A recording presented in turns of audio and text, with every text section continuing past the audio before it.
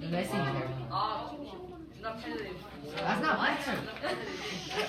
That's a common. So, I'm excited to begin this new unit because, as you guys know, nonfiction is my favorite genre. Over the break, I started a new book. Again, it's nonfiction. It's about the history of jiu-jitsu.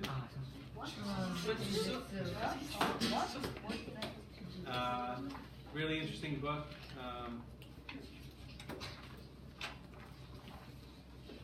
It's still, a lot of it still applies to what happens today in sports. So in the past, a lot of the nonfiction that you've read, I'm guessing that you've read, is either short articles or short books, usually with lots of pictures and diagrams and text boxes and all that kind of stuff. Maybe like Time for Kids, something like that, Darren? Now, as middle school students in grade 6, we're going to push forward and you're going to read a nonfiction book that's actually a chapter book. Okay, you'll be reading those in Bend 1 of this unit. Okay, now it's going to challenge you and I'm going to push you so you'll be successful. All right, you will also, you'll be focusing on one topic as we move through and reading a lot about one topic. Okay, it's a very, very valuable skill because once you get into high school and even in middle school, university, when you want to learn about a topic, you read a variety of sources. Right? So if you want to become an expert on sneakers, the production of sneakers,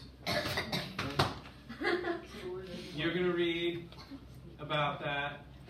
You're going to read a lot about that, right? You're not going to read one book and say I'm an expert on sneaker production, right? You would have to do a lot of reading and learn all about the materials made in the shoes and all this and that.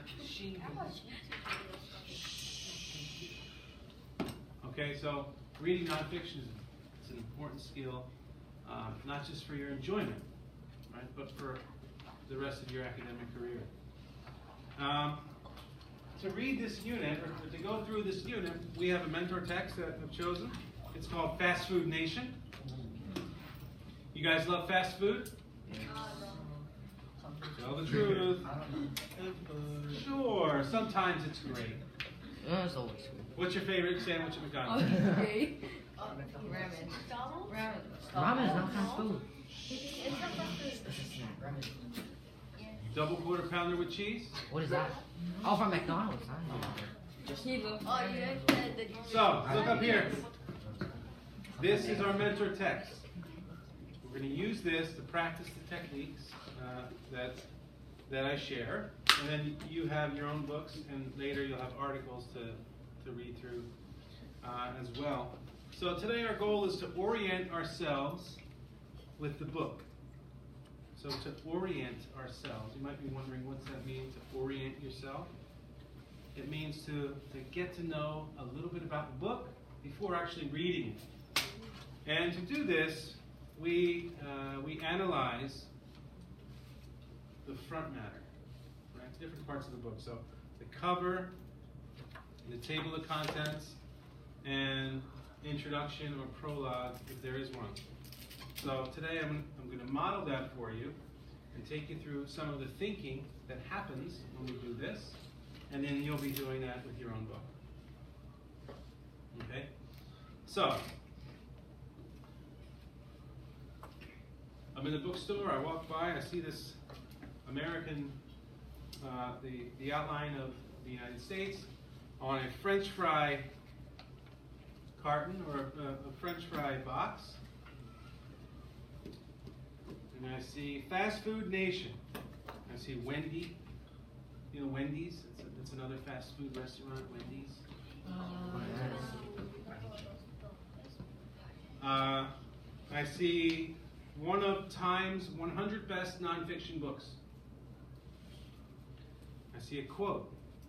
It says, "A fine piece of muck raking." Anybody know what that means?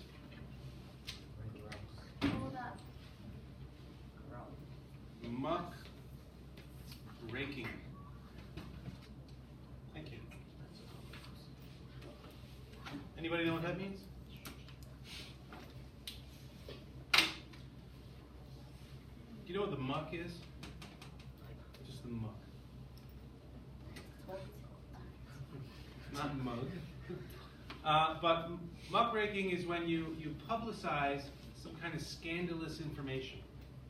Or so you make something known that people have tried to hide. Right? So that interests me. A fine piece of muckraking. Alarming, without being alarmist. Schlosser makes it hard to go on eating fast food in blissful ignorance. Who knows what ignorant means? Ignorant.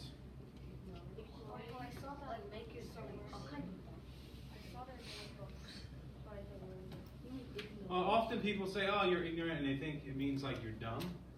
And they think it's a synonym with dumb. But actually, ignorant means just lacking knowledge. Right? So if you say someone is ignorant, hey guys, look, I need your attention. Right? If we say someone's ignorant, in my opinion, that's not as bad or negative as saying someone's dumb. If you call somebody dumb, it's like you lack intelligence, the ability to learn. But if you say someone's ignorant, it means they lack some knowledge. So if you are blissfully ignorant, what do you think that means? Extremely stupid. So you're happily ignorant. You're happy.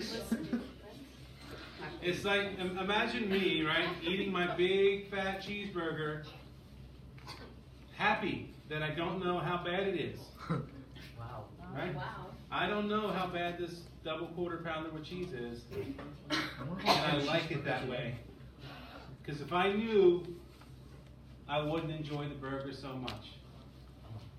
Right? So this quote grabs my attention, and I get a feeling the book's going to be about, it's going to talk about some of the bad things related to fast food. And then the subtitle, The Dark Side. What jumps into my head when I hear the word dark side? Star Wars. Right? Right? I think of Star Wars, right? The dark side, evil, and bad stuff. So I think the bad, the dark, and the evil parts related to fast food. Okay? So I do that. I get all that from the cover. And I'm already thinking about the author's position. So based on this, do you think the author is, do you think one of the author's goals is to make you go eat more fast food? What do you think? You shook your head no, right? Why'd you shake your head no? But how do we know that?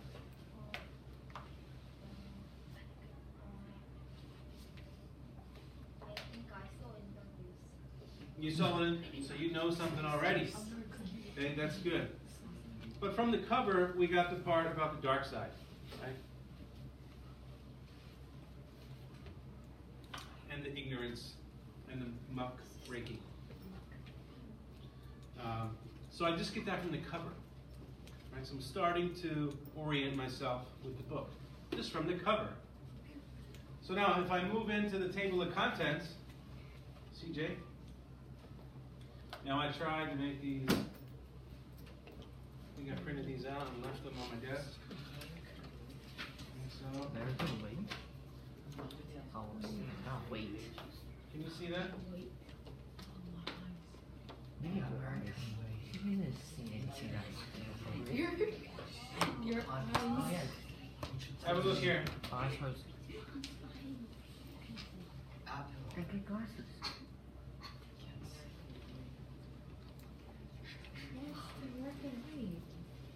James, can you see that? Yes. Can you read that? Yes. You can't. Oh, am I supposed to read that? No, I just asked, can you see it? Oh, yes. Yeah, okay.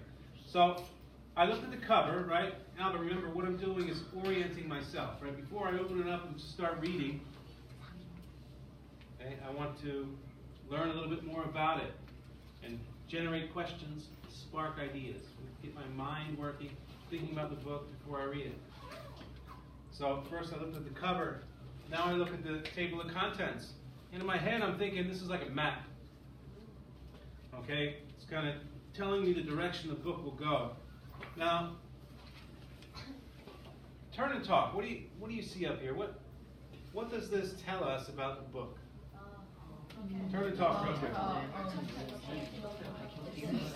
Eating what American way, yes.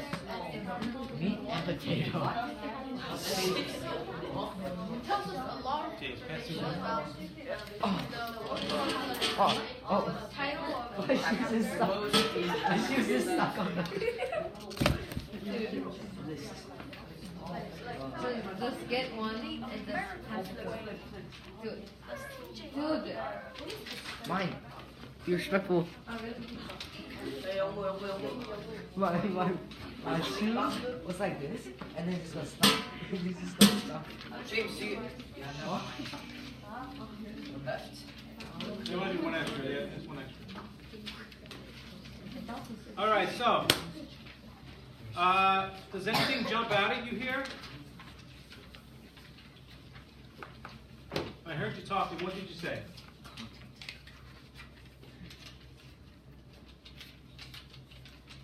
Well, one thing that jumped out at me was there are two parts, right? Two big sections.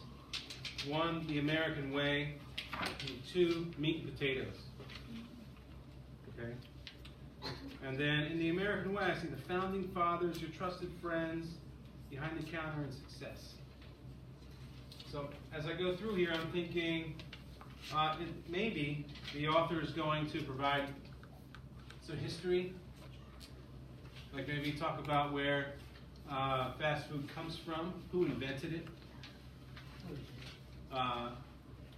Is Ronald McDonald real? Who's wrong? I'm kidding. I don't know who that is. So, from that table of contents in my head, I'm kind of laying out this map. Okay, so it looks like I'm going to get some history, and then why the fries taste good. This might be about the French fries and what goes into them, what's good about them, what's bad. On the range. So, on the range, I'm thinking, here this is the range, and there are cattle on the range. So maybe this chapter will be about beef. And then cogs in the great machine. You know what a cog is? A machine. It's like the teeth on a gear,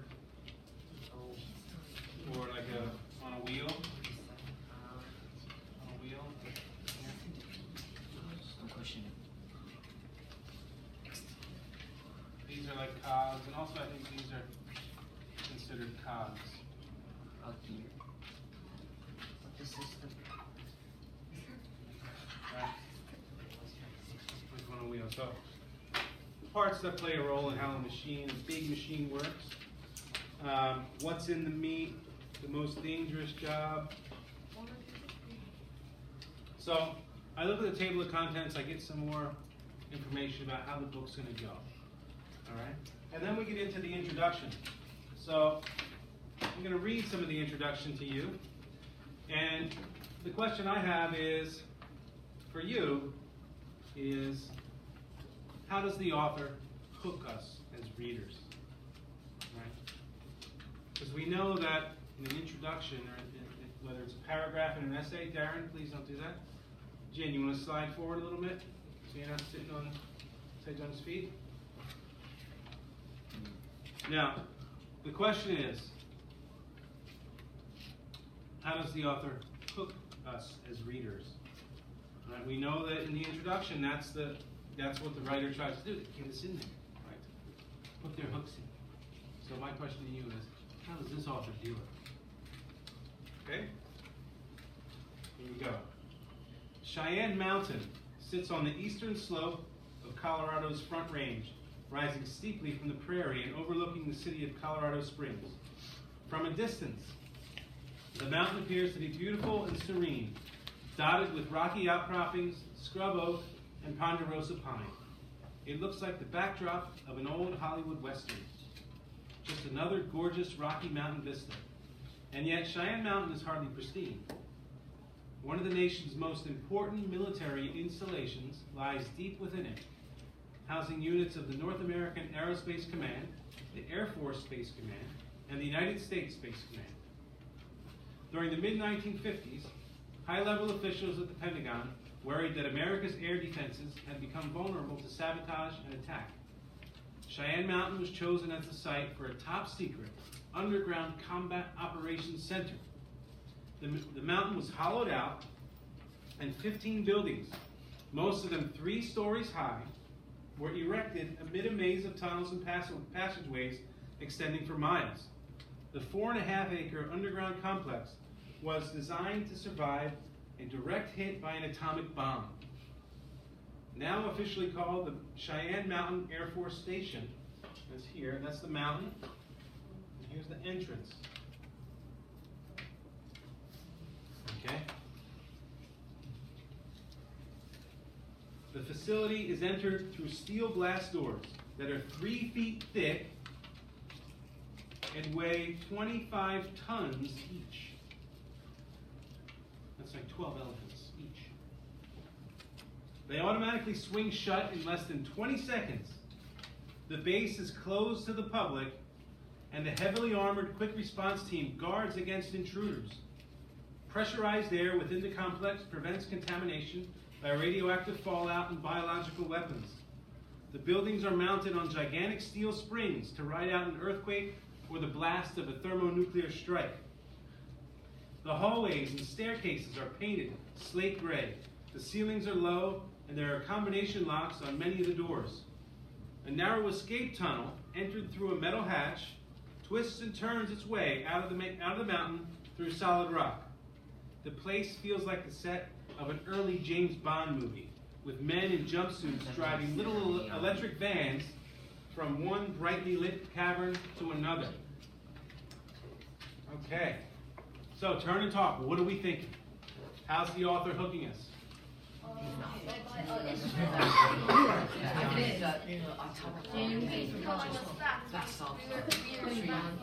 Every time they have a name that starts with James, the whole class just stares at me. It's super awkward.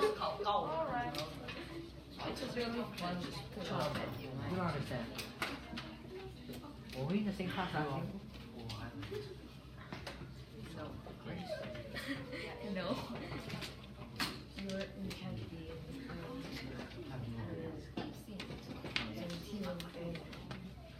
Okay. Any ideas? Any ideas what the author's doing? Really hard to tell right now. If you're like me, you're wondering, I thought the book was about fast food. What does this have to do with fast food? Any guesses? Mark? Anyone else? Darren? Some fast food, meat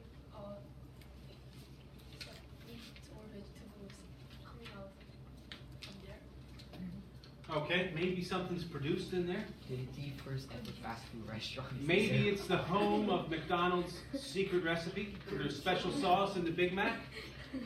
It's so special they gotta bury it inside of a mountain. Whoa. Maybe. Other ideas? They have fast response teams. It's garbage so slow. Home of what? They first wave of fast food. It's the home of fast food. Could be, right?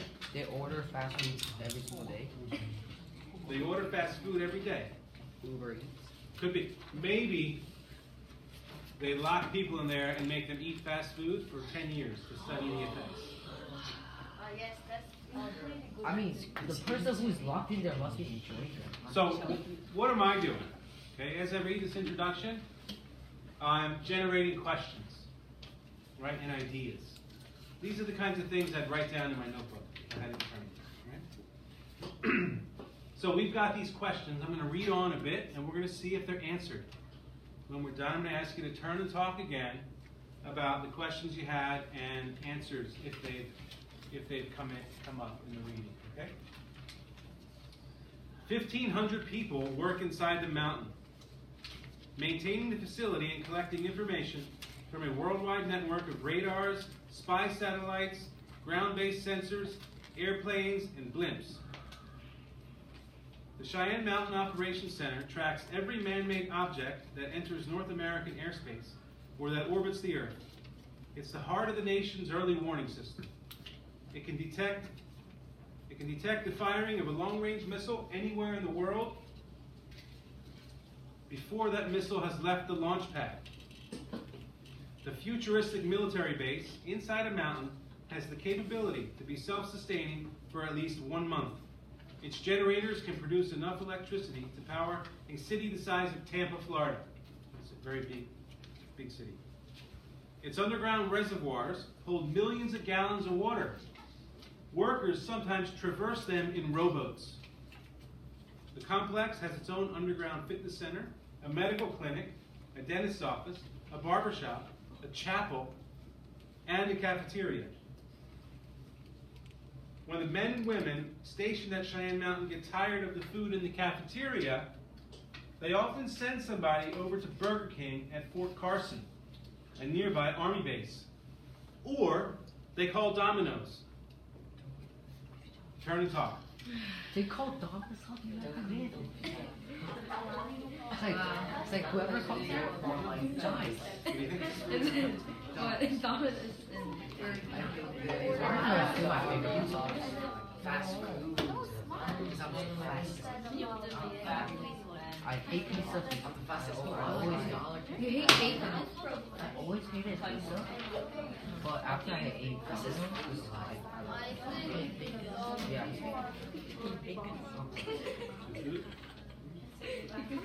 I mean, I do hate bacon. All right, now, I really like what James said. James, what'd you say as soon as I stopped reading after that last sentence? How'd you let that Domino guy come in? Right. They call Domino's? You can order Domino's from this super high security, what's it called? The Combat Center, the Air Force Station. Right? Where the doors are 3 feet thick. They only open for 20 seconds. Then they slam shut, slicing anything in its way. But they order Domino's. So as I finish, I'm going to read a little more. I want you to listen for something that you find fascinating, right? That is unbelievable or shocking to you. Okay? Almost every night, a Domino's delivery man winds his way up the lonely Cheyenne Mountain Road, past the ominous deadly force authorized signs, past the security checkpoint at the entrance of the base, driving toward the heavily guarded north portal, tucked behind chain link and barbed wire. Near the spot where the road heads straight into the mountainside, the delivery man drops off his pizzas and collects his tip. And should Armageddon come, should a foreign enemy someday shower the United States with nuclear warheads, laying waste to the whole continent, entombed within Cheyenne Mountain, along with the high-tech marbles, the pale blue jumpsuits, comic books, and Bibles, future archaeologists may find other clues to the nature of our civilization.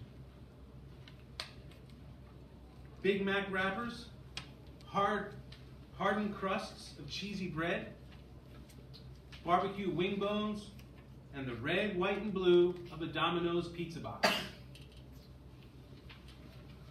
So, turn and talk. What jumped out at you? What was fascinating? Delivery people were just Delivery people. Or find someone they know he's there, right?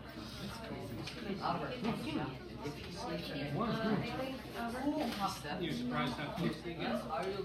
We're not are you kidding?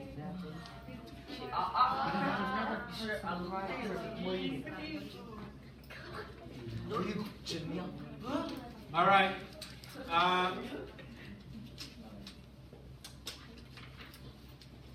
So my question, before we started the read aloud, I said we got to think about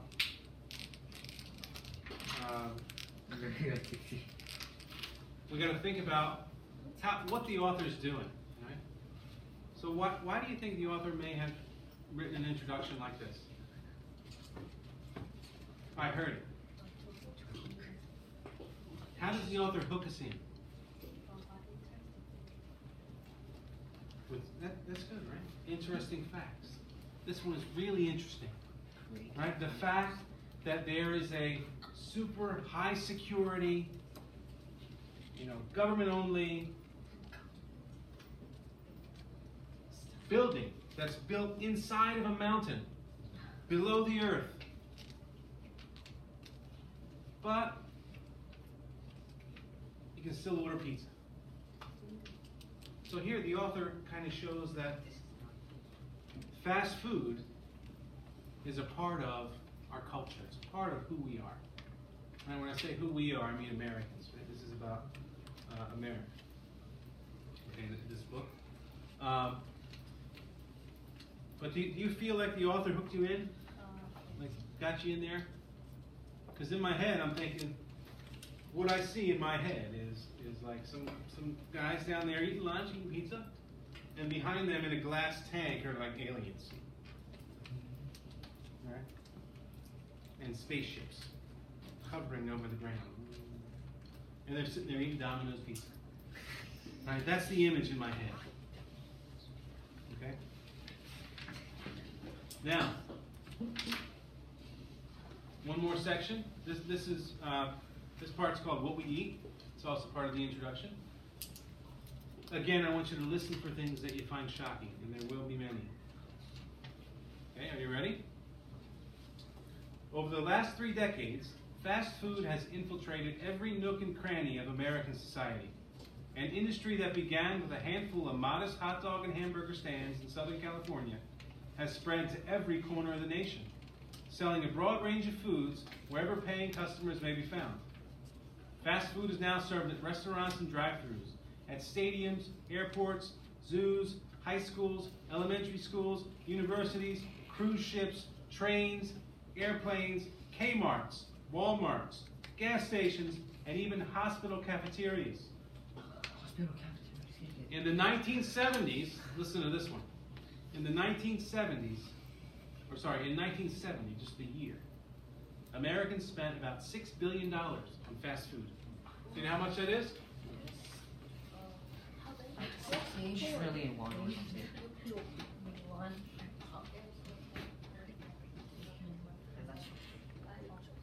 That's trillion. This many won. That's dollars. Oh, that's won. In Chinese. That's in 1970, in 1 year. That's right. Now, in 2000, they spent more than 110 million. So change this 6 to 110. And that's 2001, or the year 2000. Okay? Americans now spend more money on fast food than on higher education, which is university, personal computers, computer software, or new cars. They spend more on fast food than on movies, books, magazines, newspapers, videos, and recorded music combined. Pull open the glass door, feel the rush of cool air, walk in, get in line, study the backlit color photographs above the counter, place your order, hand over a few dollars, watch teenagers in uniforms push various buttons, and moments later, take hold of a plastic tray full of food wrapped in colored paper and cardboard. The whole experience of buying fast food has become so routine, so thoroughly unexceptional and mundane, that it's now taken for granted, like brushing your teeth or stopping for a red light. It has become a social custom, as American as small, rectangular, handheld, frozen, and reheated apple pie. This book is about fast food, the values it embodies, and the world it has made. Fast food has proven to be a revolutionary force in American life. If I'm interested in it both as a commodity and as a metaphor, what people eat or don't eat has always been determined by a complex interplay of social, economic, and technological forces. The early Roman Republic was fed by its citizen farmers, the Roman Empire by its slaves. A nation's diet can be more revealing than its art or literature. On any given day in the United States, about one quarter of the adult population visits a fast food restaurant. During a relatively brief period of time, The fast food industry has helped transform not only the American diet, but also our landscape, economy, workforce, and popular culture. Fast food and its consequences have become inseparable, regardless of whether you eat it twice a day, try to avoid it, or have never taken a single bite. So I've got a lot of points jumped out at you. I know they did for me. One of the big ones, I wrote it down. One of the big ones that jumped out to me was that Americans spend more on fast food than they do on university. Right? And for me, this is crazy because university is expensive, super expensive. I still pay for my university, and I went there 20 years ago. Right? Yeah, that's how expensive it is. Like this $100,000 this university. Yes. Yeah. Right? So, say all that money for university, but still we spend more on hamburgers and fries and soda. Right? Yes. Is it because there's more people eating fast food compared to people going to university? So for me, what I want to do is think about, the ideas I had as I read through this introduction. Those little questions I had and the answers I found, I bring that information together and try to come up with bigger ideas. Like fast food is a huge part of American culture, right? Or although fast food seems inexpensive, right? $1.99 you can get a whole meal. The cost adds up, right? And with the number of people, it's a huge industry that we don't notice because it's just, it's a couple dollars for lunch. And you think, oh, it's cheap. But really, the costs are enormous, right? So what we did in this read aloud, okay, was orient ourselves with the text. We looked at the cover, the table of contents, and then read the introduction, generating ideas, and coming up with questions. Okay? These are the necessary first steps you need to take to get the most out of your nonfiction books. Okay? That's what you're going to start today. So I'd like you to start right here with your group. Okay? You've got the front cover. You got the introduction, the table of contents. You may have a prologue. Okay? I want you to get started, and with your writing notebooks, your reading notebooks, okay, the things that you are putting in there today are your questions and your ideas. All right, so get up, stretch your legs. I want you to sit together at the tables. Sit with your group.